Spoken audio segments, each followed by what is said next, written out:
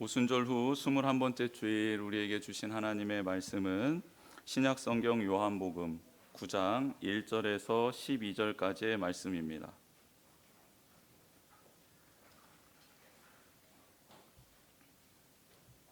신약성경 160면에 있는 요한복음 9장 1절에서 12절까지의 말씀 한 절씩 교독하겠습니다. 예수께서 길을 가실 때에 날 때부터 맹인된 사람을 보신지라.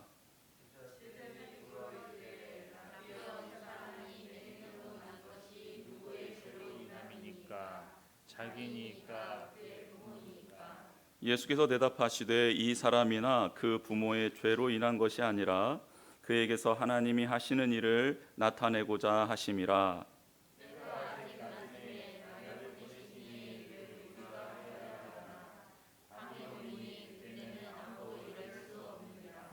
내가 세상에 있는 동안에는 세상의 빛이로라.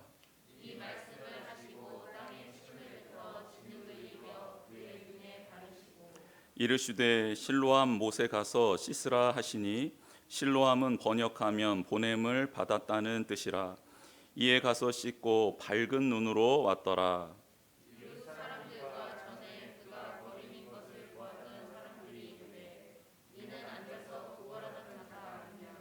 어떤 사람은 그 사람이라 하며 어떤 사람은 아니라 그와 비슷하다 하거늘 자기 말은 내가 그라하니. 대답하되 예수라 하는 그 사람이 진흙을 이겨 내 눈에 바르고 나더러 실로암에 가서 씻으라 하기에 가서 씻었더니 보게 되었도다.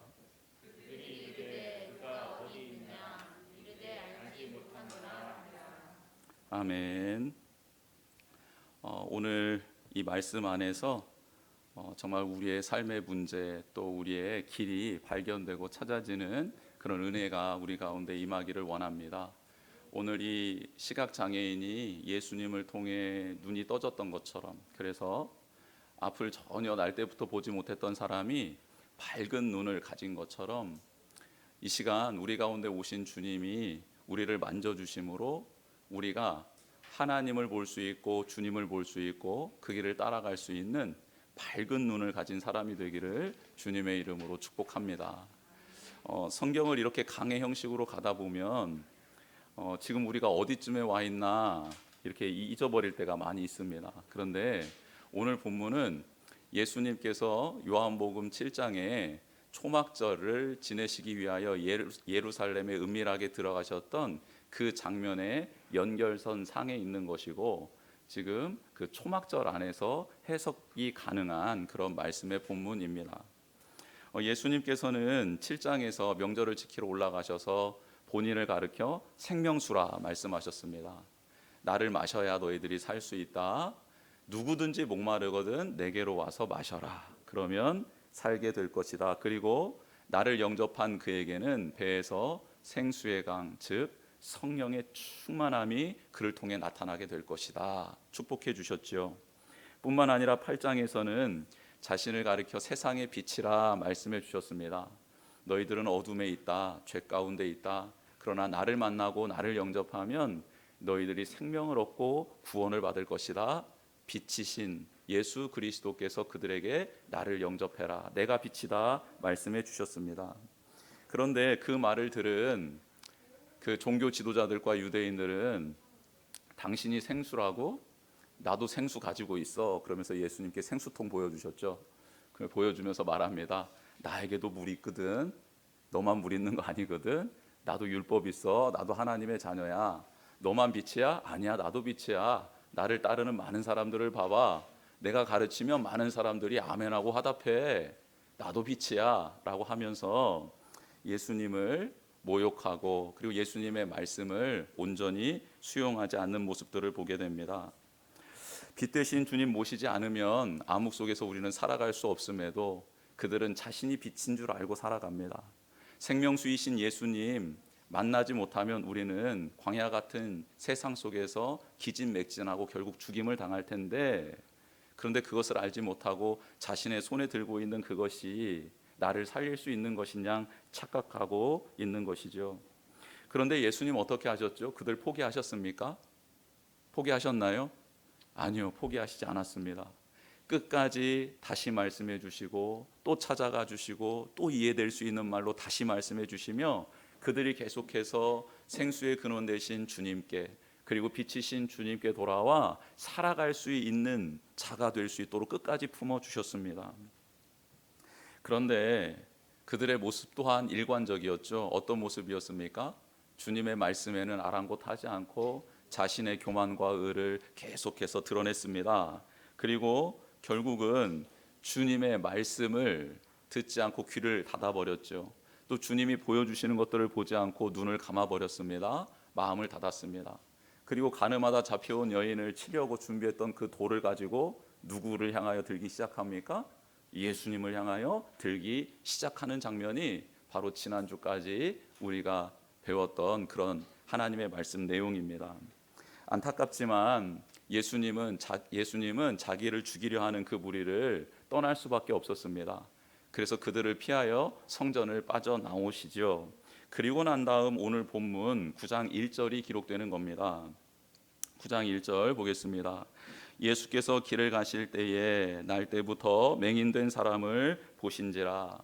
본래는 시각장애인이다 라고 말은 해야겠지만 오늘 본문에 맹인이라고 나와 있으니 그렇게 맹인 혹은 시각장애인으로 제가 이렇게 명칭을 좀 이렇게 사용하도록 하겠습니다. 이해해 주시기를 바랍니다. 예수님께서는 이렇게 나오셨는데 예수님이 길을 가신다라고 표현하고 있습니다.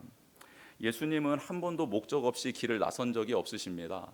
예수님은 반드시 목적을 가지고 길을 나셨고, 그리고 그 길을 걷는 동안에 예수님의 목적은 하나님의 뜻, 하나님의 일을 이루는 것이었습니다. 그건 무엇입니까? 그렇죠, 바로 십자가를 향해 걸어가시는 길이었죠. 십자가의 길을 걸어가시는데 그 십자가를 통해 완성될 일을 흔적을 그로 인하여 나타날 일들을 계속해서 예수님은 보여주시면서 그 십자가를 향하여 걸어가고 계십니다. 즉 영혼 구원의 길을 계속 걸어가십니다. 사람들이 쳐다보지도 않고 관심 갖지도 않는 이들에게 예수님은 관심을 가지십니다. 그 첫 번째 대상이 누구였죠? 제자들이었습니다. 형편없는 삶을 살고 있었지요. 어느 누구도 그들을 주목하고 있지 않았습니다.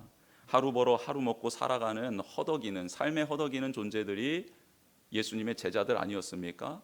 때로는 동족에게 손가락질을 받는 죄인 취급받는 사람들이 예수님의 제자들 아니었습니까? 그런 사람들에게 예수님이 찾아가십니다.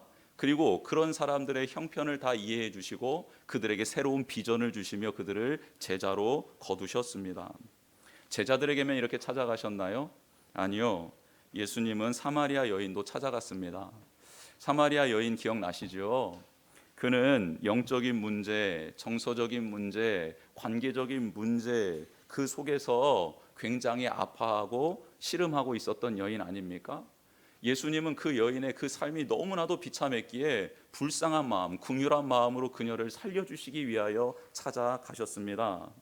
예수님이 가시는 길에는 역사, 통념, 관습의 장벽이 거대하게 막고 있었습니다. 그러나 주님은 그것에 억눌리지 않고 그것에 자신의 뜻을 접지 않고 그 벽을 넘어 그 여인을 찾아가셨습니다. 그리고 그 여인에게 있었던 죄책감, 소외감, 절망, 비참함, 이 모든 것들을 주님이 품어주시고 그 여인에게 자유를 선물해 주지 않았습니까? 아무도 눈여겨보지 않고 손가락질만 하고 있고, 그리고 스스로도 죄책감 가운데 사람 앞에 나서지 못했던 그 여인은 많은 사람들 앞에 뛰쳐나가 예수 그리스도 메시아를 받노라 고백하며 그들과의 관계가 회복되었습니다. 또 38년 동안 희망 고문 속에 쇠약해지고 있었던 병자가 있었습니다. 쇠약해지다 못해 이제 죽음을 기다리고 있던 병자였지요. 1등 독식 체제 속에서 살아가고 있는 그 베데스다 은혜의 집이라는 그 연못에 모여있던 수많은 사람들, 예수님은 그들에게 찾아가셨고 특별히 38년 된 병자를 만나 주셨습니다. 그리고 그에게 참된 은혜가 무엇인지, 사랑이 무엇인지를 가르쳐주고 탐욕과 욕망이 가득했던 그 연못 주변에 하나님이 주시는 새로운 법칙, 은혜를 그곳에 허락해 주셨습니다. 오늘 또 예수님은 그렇게 길을 나서고 있는 겁니다. 영혼 구원의 길, 하나님의 뜻에 순종하는 길을 걷기 위하여 예수님은 그 돌을 들고 있었던 무리를 피해 성전을 빠져나와 그 길 걷고 계십니다. 그런데 그 길을 걷고 있는 예수님의 눈에 누가 들어옵니까? 오늘 본문에 날 때부터 맹인된 사람을 보신지라. 그 길을 걷는 중에 예수님의 눈에 날 때부터 맹인된 한 사람이 보인 겁니다. 여러분, 차를 타고 어떤 동료들이랑 혹은 사랑하는 사람들이랑 같이 어떤 길을 가다가 그동안 지나왔던 길 무엇을 봤나 한번 말해봅시다 하면 어떤 사람은 지나왔던 길에 있었던 음식점을 쭉 말하는 사람이 있습니다. 그 사람의 관심은 뭡니까? 네, 먹는 겁니다. 또 어떤 사람은 쭉 지나오다가 어떤 사람들의 패션에 대해서 말을 하는 사람들이 있습니다. 또 어떤 이는 건물의 모양이 참 특이했다라고 건물을 보는 사람도 있고요. 어떤 사람은 오던 길에 나무와 꽃이 너무너무 아름다웠다라고 자연을 말하는 사람들도 있습니다. 그렇죠. 우리는 각자 우리의 마음에 생각에 들어와 있는 그 관심에 따라 무엇을 보고 기억하고 또 그를 품기도 하고 또 내치기도 하는 게 우리들 아닙니까? 정말 다양한 것입니다. 그런데 예수님은 도대체 무엇을 보고 무엇을 담아내도록 그렇게 살아가고 계셨나? 예수님은 영혼에 대한 관심이 있었던 거예요. 특별히 소외된 사람, 가망 없는 사람, 공동체도 포기한 영혼들에게 관심이 있으셨다. 오늘 성경은 말씀하고 있습니다. 여러분, 우리가 예수님을 닮고 따르는 존재들 아닙니까? 그러면 우리의 관심도 주님을 따라가야 될 줄 믿습니다. 주님의 눈에 들어온 사람은 그렇게 날 때부터 맹인된 사람이었습니다. 여러분, 태어나면서부터 장애를 가진 사람들을 우리가 어떻게 이해할 수 있고 그들의 형편을 헤아릴 수 있겠습니까? 출발선부터가 다른데요. 출발하기도 전부터 이미 장애를 가지고 있는 사람들, 그들은 이해할 수 없는 그 고난 앞에 블랙홀처럼 해결받을 수 없는 질문들로 가득한 인생 아니겠습니까? 물론 이것을 극복하며 살아가는 사람들도 있지만 대부분의 사람들이 그렇지 못합니다. 비장애인들도 자신의 삶에 당한 고난 때문에 비관하며 절망하며 낭망하며 중독에 쩔어서 살아가는 사람들이 너무 많은데 장애를 가지고 태어난 사람들이야 두말할 나위 있겠습니까? 날 때부터 앞을 보지 못한 이 시각장애인, 이 사람에게는 희망이 없습니다. 없어요. 바라는 것도 없습니다. 날 때부터 어둠 속에 갇혀 있었기 때문에 빛을 한 번도 본 적이 없기 때문에 빛에 대한 소망함, 갈망함 자체가 없는 존재입니다. 또 태어났을 때부터 죄인 취급을 받았습니다. 하나님께 버림받은 존재라는, 저주받은 존재라는 그런 틀 안에 갇혀서 그는 평생을 살아왔습니다. 너는 죄인이야, 너는 하나님께 벌을 받은 존재야 라는 이 말을 귀에 딱지가 질 정도로 듣고 자라왔던 사람이 날 때부터 맹인된 사람입니다. 자신이 죄인이고 무엇을 잘못했는지 모르겠지만 사람들이 하도 그렇게 말하니까 나는 죄인이구나, 나는 뱃속부터 무언가 죄를 지은 존재구나, 나는 천하의 나쁜 놈, 몹쓸 놈이구나 라는 인식에 젖어들어 그렇게 살아가고 있는 사람이 날 때부터 맹인된 사람이었습니다. 그런데 오늘 본문을 읽다 보면 이 날 때부터 맹인된 자가 바로 우리다, 나다라는 생각이 듭니다. 우리도 어둠 속에 있었지요. 죄 아래 있었습니다. 빛을 보지 못했고 그래서 지금도 살아가고 있는 것에 만족하지 못하고 그 끝이 무엇인지 궁금해하며 계속해서 욕망 따라 절제하지 못하고 걸어가고 있는 게 우리들 아닙니까? 희망과 소망도 없고 하루하루 의미 없는 삶을 살아갈 때도 있지 않습니까? 그런데 여러분은 아니었더라도 저는 그런 존재였습니다. 저는 젊었을 때 또 무언가 막 에너지가 많았을 때 내가 무언가 할 수 있겠구나 라는 생각을 스스로 했던 적이 있었습니다. 그리고 사람들이 또 인정해 줄 때는 내가 그렇게 될 수도 있겠구나 라는 생각을 할 때도 있었어요. 그런데 자그마한 고난 앞에, 어려움 앞에 저는 언제 그랬냐는 듯이 저의 삶을 포기해버리고 내 감정 따라, 내 정욕 따라 살아갔던 적도 있습니다. 세상을 비관했던 적도 있어요. 염세주의자처럼 살아갔던 적도 있었습니다. 하나님을 원망했던 적도 있고요. 하나님 앞에 계속해서 끊임없이 질문을 했던 적도 있었습니다. 저의 삶은 만족이 없었고 기쁨이 없었습니다. 행복도 없었습니다. 그런 시절을 보낸 적이 있습니다. 제게도 제자들이 지금 예수님께 던진 질문을 끊임없이 하나님께 드렸던 적이 있었습니다. 하나님, 이 사람이 맹인으로 난 것은 누구의 죄로 인함이니까? 자기니까 아니면 그의 부모니까? 이 질문이 지금 제자들이 맹인을 보고 예수님께 던졌는데, 저는 저의 삶을, 우리 가정의 형편을 보면서 하나님께 그렇게 계속 질문 드렸던 적이 있었습니다. 하나님, 정말 제가 이렇게 살아가는 게 제가 하나님을 온전히 예배하지 않았기 때문 아닙니까? 그런 겁니까? 제가 죄를 지은 겁니까? 우리 가정 형편이 이렇게 어려워진 게 말도 안 되는 사고를 당하여 이렇게 추락하고 있는 이 모습이 과연 우리 부모님의 죄 때문입니까? 아니면 할아버지 할머니가 지었던 죄 때문입니까? 그래서 우리가 지금 이런 벌을 받고 있는 것 아닙니까? 라고요, 계속해서 끊임없이 나의 존재, 나의 상황의 원인이 무엇인지를 하나님께 물었던 적이 있었습니다. 그런데 거기에 대해서는 답이 없었습니다. 그 질문에 대해서는 하나님이 답을 주시지 않았습니다. 여러분들도 이런 질문 던져본 적 있지 않습니까? 한 번쯤은 던져봤을 겁니다. 그런데 지금 이 제자들의 질문을 듣고 있는 이 맹인은요, 그 소리가 너무 익숙했습니다. 자기를 만나는 사람마다 이 사람이 맹인된 게 얘 잘못인가? 얘 죄인가? 아니면 부모의 죄인가? 끊임없이 그 똑같은 말을 들어왔기 때문입니다. 맹인은요, 앉아서 이렇게 생각했을 겁니다. 또 저 소리 하는구나. 시답지 않게 여겼을 겁니다. 너무 익숙한, 그러나 답을 찾을 수 없었던 질문이었기 때문입니다.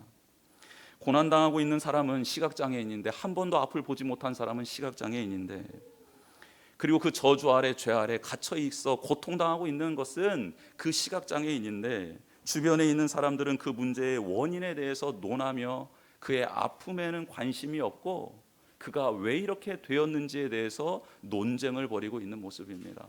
여러분, 이 모습 꼭 세상의 모습 아닙니까?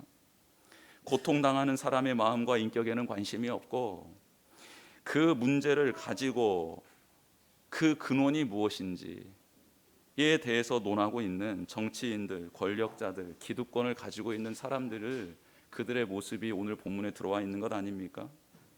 그럼 그들의 모습만 담겨져 있나요? 아니죠. 우리의 모습도 담겨져 있습니다. 가난한 자, 소외받은 자, 고통받는 자 중에 있는 우리들 아닙니까? 그런데 우리는 그들을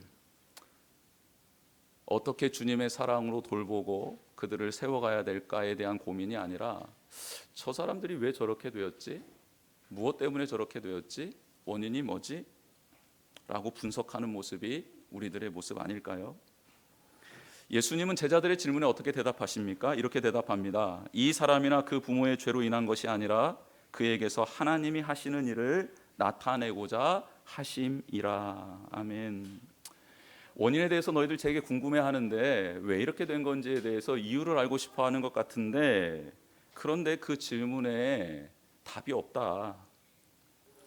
너희들은 시각장애인을 보면서 그의 죄로 인함인지 부모의 죄로 인함인지 계속해서 나에게 묻고 또 질문하고 또 질문하고, 수많은 사람들이 그에 대해서 궁금해하는데 그것은 그에게도 너희에게도 전혀 도움이 되지 않는다.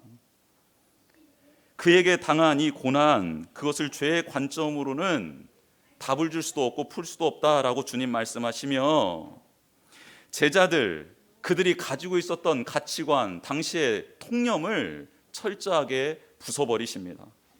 예수님은 지금 그 시각장애인에게 하나님이 하실 일이 있다라고 말씀해 주시며 관점을 변화시켜 주고 계십니다. 여러분, 그런데 이 말이 잘못 이해되면요, 그에게도 그리고 우리에게도 큰 상처가 되는 말씀이 됩니다. 왜요?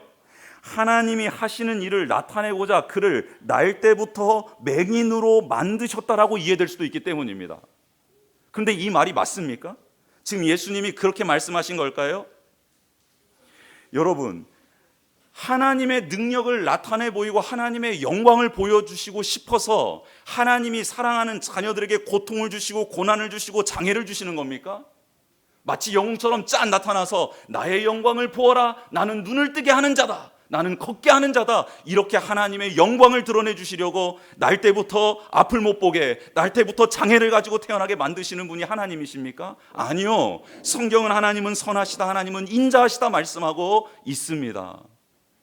그런 자에게 오셔서 그를 구원해 주시겠다 약속해 주신 분이 하나님 아니십니까?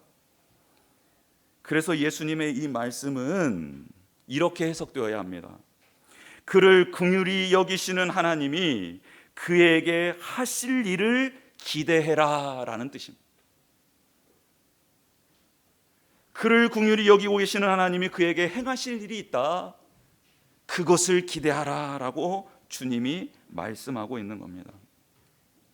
또한 하나님의 마음으로 우리도 그런 주변에 있는 사람들에게 우리가 할 수 있는 일이 무엇인지 찾아 행하라, 사랑을 실천해라, 도움을 주는 사람으로 살아가라 라는 뜻이기도 합니다. 예수님은 과거 지향적이고 현재 고착적인 관심과 호기심을 미래 지향적으로 바꿔버리셨습니다. 예수님의 이 관점은 존재 원인을 찾고 있었던 제자들 또 우리들의 삶의 관점을 존재 목적을 찾는 자로 변화시켜 주시고 계십니다. 왜 저렇게 됐대? 어쩌다 저 지경이 됐대? 과거에 무슨 잘못을 저질렀대? 라고 말하는 것이 아니라 하나님, 지금 이 사람을 통해 하실 일이 무엇입니까? 저에게 이 사람을 보게 하신 이유가 무엇입니까? 어떻게 돕기를 원하십니까? 어떻게 이를 위해 기도해 주기를 원하십니까? 하나님이 기대하시는 것, 하나님이 이 사람을 통해 이루시고자 하는 목적이 무엇입니까? 알려주십시오라는 존재가 변화되는, 생각이 변화되는, 고백이 변화되는 그런 사람이 되기를 주님이 원하고 계십니다. 그러면 날 때부터 앞을 보지 못한 사람에게 하실 하나님의 일은 무엇입니까? 그렇죠.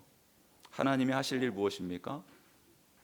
빛이신 예수님을 보내셔서 그에게 빛을 선물해 주시는 것이 하나님이 하고 싶은 일입니다. 소망이 없던 그에게 소망 되신 예수님을 보내주시는 것이 하나님이 하실 일입니다. 매일 채워지지 않는 갈증 속에 허덕이던 그에게 생명수 되신 예수 그리스도를 보내주시는 것이 하나님이 그에게 하고 싶었던 일입니다. 그럼 지금 하나님께서 우리를 통해 하고 싶으신 일도 똑같은 것 아닐까요? 우리 안에 계신 예수 그리스도, 그분을 나타내고 전하고 알리고 그분 안에서 그를 회복시키는 것, 그 사랑을 실천하고 주님이 보여주셨던 행동을 똑같이 따라하라는 것 아닐까요? 예수님은 하나님의 일을 행하십니다. 날 때부터 맹인된 그에게 빛과 생명과 소망을 선물해 주시지요. 그리고 이 일을 온 인류에게 하시기 위하여 예수님은 십자가를 지십니다. 십자가의 고난, 십자가의 죽음을 당하시고 부활하시지요. 이 맹인에게 해주고 싶었던 그 일, 이 맹인처럼 살아가고 있는 인류에게 예수님은 빛으로, 생명수로, 소망으로 다가오시기 위하여 십자가를 지신 것입니다. 그래서 4절에 때가 아직 낮음에 나를 보내신 이의 일을 우리가 하여야 하리라, 밤이 오리니 그때는 아무도 일할 수 없느니라 말씀하시며, 지금 육신을 입고 십자가를 지실 그 일을 최선을 다하여 나는 할 것이니, 그리고 내가 이제 하늘나라에 다시 승천해서 사라지고 없을 때에는 육신으로서는 이제 이 땅에서 할 수 있는 일이 없기에 나는 지금 최선을 다하며 십자가의 이 길, 생명을 구원하는 이 길 끝까지 완주하련다 라고 제자들에게 말씀해 주고 있습니다. 그리고 제자들과 우리들에게도 그런 삶을 살아라 말씀해 주시는 거죠. 언제까지 너희들이 낮에 행할 수는 없을 것이다. 너희들의 기력이 다할 때가 있고 건강이 좋지 않을 때도 있고 또 은사가 이제 하나님께서 걷어가실 때도 있을 텐데, 근데 낮 동안에 너희들이 최선을 다하여 살아가라, 곧 밤이 올 것이다 라고 우리에게 말씀해 주고 계십니다. 사랑하는 성도 여러분, 우리도 주님을 따라 이 낮에 행할 수 있을 때에 하나님의 일을 믿음으로 감당하는 우리 모두가 되기를 축복합니다. 우리는 생명의 빛이신 예수 그리스도를 따라가야 합니다. 그리고 그 빛을 비춰야 합니다. 우리 안에 생명의 빛이신 그 주님을 비춰드려야 되는 것이죠. 이 예수님은 그렇게 제자들에게 말씀하시고 이제 맹인을 본격적으로 치유해 가시기 시작합니다. 먼저 땅에 침을 뱉어 진흙을 이겨 그의 눈에 바르시지요. 여러분, 근데 예수님 치유 사건 중에 손가락 안에 드는 특이한 장면입니다. 예수님의 침에는 뭔가 특효약이 있는 겁니까? 제가 예전에 막 우리 아이들이랑 장난할 때 막 침이 튀길 때 아이들이 막 아빠 침 튀겼어 그러면 아빠 침은 로얄 젤이야 괜찮아 이렇게 말했던 적이 있습니다. 완전히 뻥이죠. 그런데 여러분, 예수님이 그러면 침을 뱉으셨는데 예수님의 침에는 뭔가 신비한 뭐가 담겨져 있는 있을 그런 걸까요? 왜 이렇게 하신 걸까요?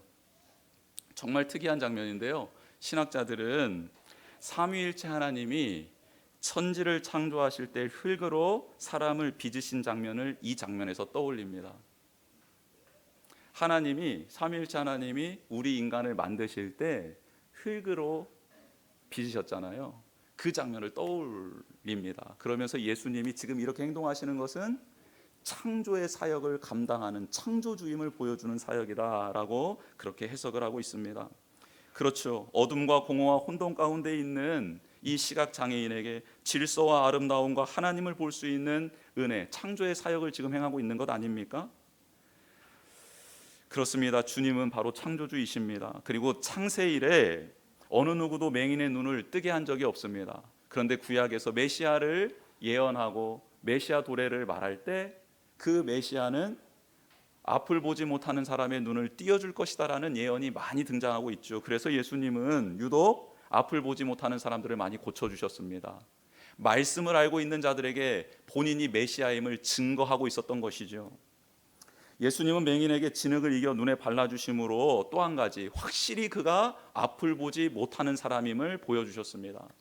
예수님 주변에는 예수님을 모함하는 사람들이 너무 많이 있었습니다. 그래서 예수님이 앞을 보는 사람과 짜고 치는 기적을 행하는 사람으로 모함하는 일도 있었거든요. 그래서 예수님은 정말 이 사람이 앞을 보지 못하는 사람이라고 실눈을 뜨고 있는 자라고 할지라도 그가 앞을 못 보게 진흙으로 그 눈을 막으신 겁니다. 정말 못 보는 사람이야 이 사람. 정말 못 보는 자 맞아 라고 의심하는 자들에게 의심의 그 정말 눈을 지워주시고 그리고 그들로 하여금 진실의 눈을 뜰 수 있도록 도와주시는 장면입니다. 그런데 한번 여러분 맹인의 입장에서 한번 살펴봅시다. 여러분 맹인의 입장, 날 때부터 앞을 보지 못했던 사람입니다. 그런데 그가 지금 어떤 누군가가 자기 눈에 진흙을 바르고 있는 거예요. 안 그래도 안 못 보는 게 서럽고 이게 너무너무 힘든데 그래도 가만히 있으면 어떤 사람들은 알지 못하는 사람들은 잠깐 눈을 감고 쉬고 있는 사람으로라도 착각할 수도 있는 것 아닙니까? 그런데 그 눈에다가 진흙을 발라버리니 누가 봐도 앞을 보지 못하는 사람이라는 그런 수치감이 드는 것 아니었을까요?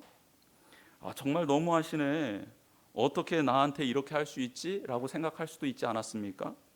그런데 이 시각장애인은 그대로 자신에게 일어나는 모든 일을 받아들이고 있어요.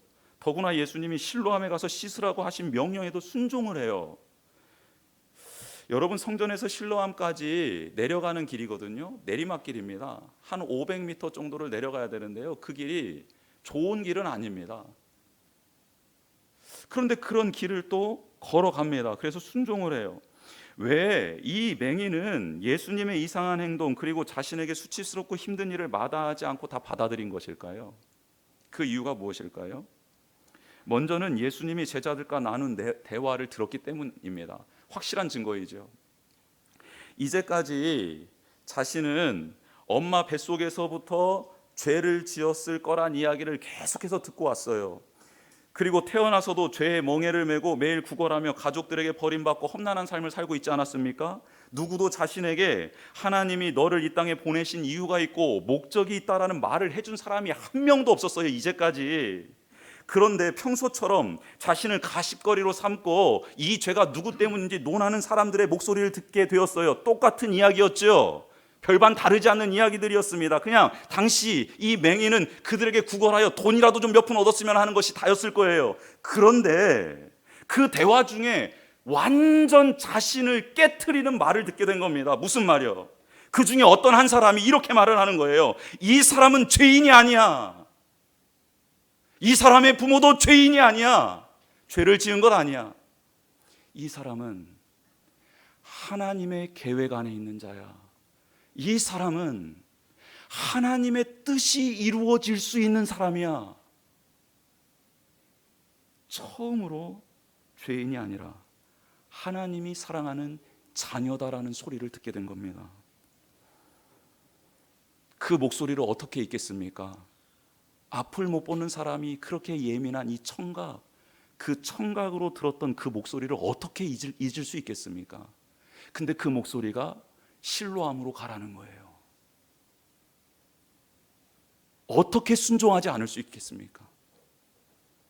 그 목소리를 낸 사람이 저벅저벅 자기에게 가까이 오는 소리를 듣고 있습니다. 난생 처음 영혼의 떨림을 경험합니다.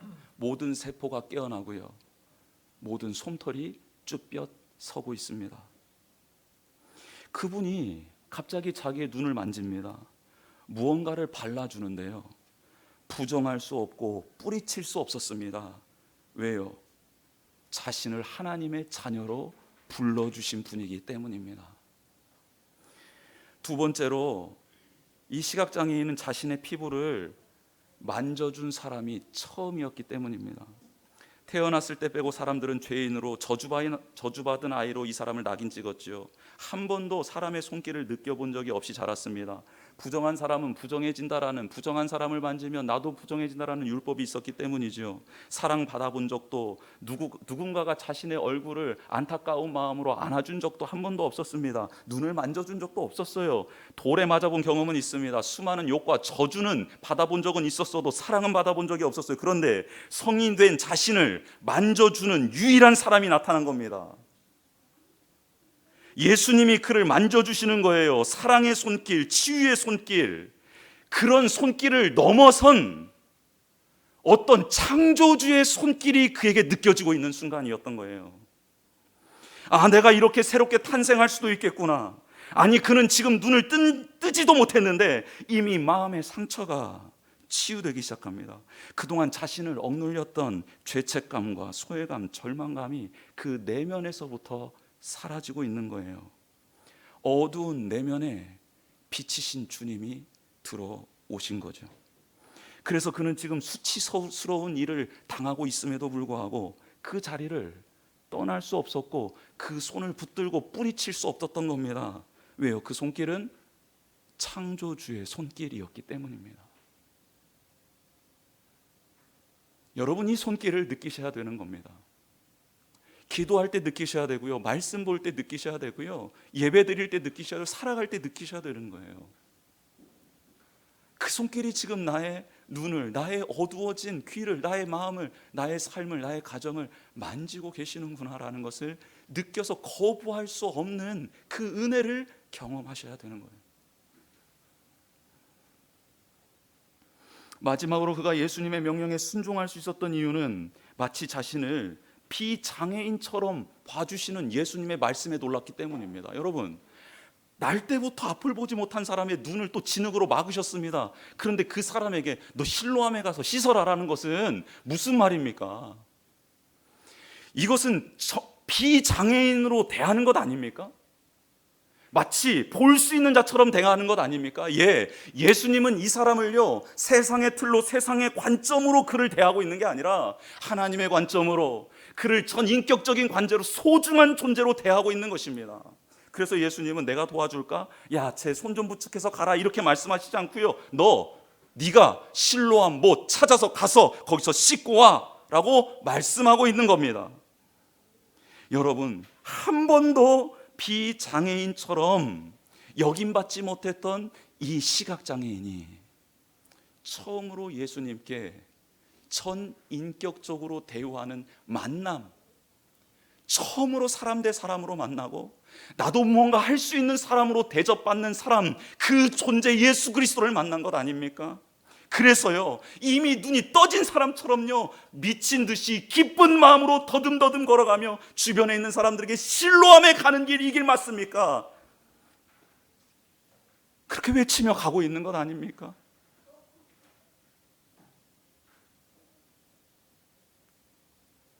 결국 하나님으로부터 보냄받은 예수님이 보냄을 받았다라는 이름을 가지고 있는 실로암으로 시각장애인을 보내 치유하심으로 하늘로부터 본인이 보냄받은 자임을 온전히 증거하고 있습니다. 갈 바를 알지 못하는 우리에게 주님 찾아오셨습니다. 나에게 관심이 많으셨기 때문이죠. 왜요? 우리는 흑암 속에 있었기 때문입니다. 절망 속에 있었기 때문입니다. 그런 나에게 오신 주님은 죄를 묻고 고난의 원인을 알려주시기보다는 나에게 하나님의 뜻과 하나님이 이루실 목적에 대해서 말씀해 주고 계십니다. 우리는 그 음성을 듣고 전율을 느끼게 되는 것이죠.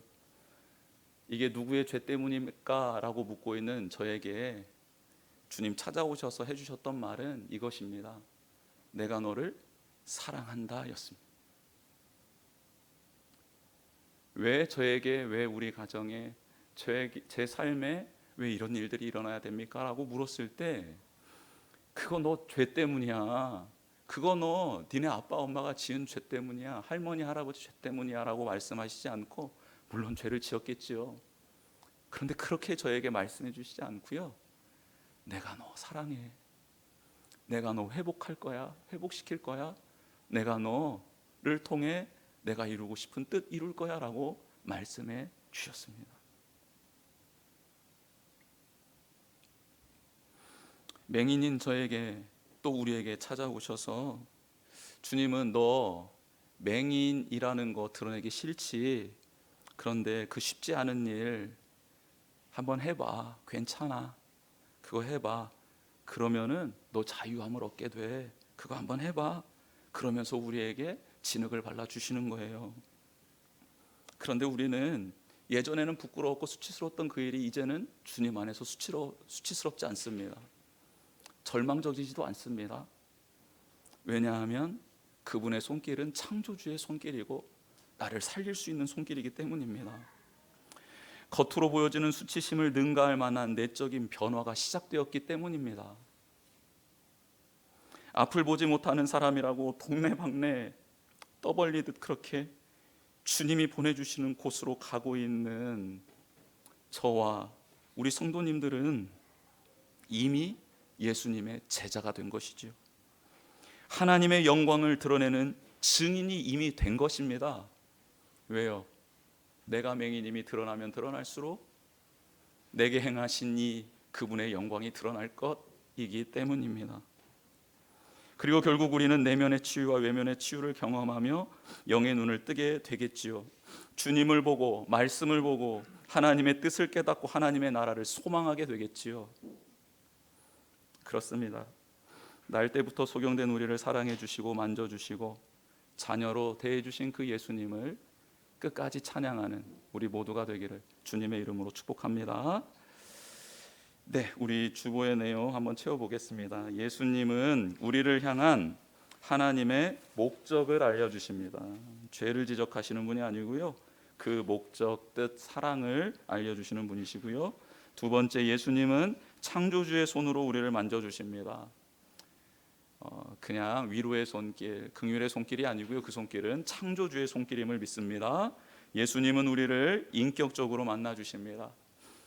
세상처럼 뭐 같이 있으면 같이 있는 걸로, 같이 없으면 버리는 그렇게 우리를 대해 주시는 분이 아니고요, 인격적으로 하나님의 형상대로 창조된 피조물로 사랑하는 자녀로 그렇게 우리를 만나 주십니다. 그 은혜를 기억하며 이 시간 찬양하고 기도하는 시간 갖겠습니다. 우리 시선이라는 찬양이지요. 내게로부터 눈을 들기를 원합니다.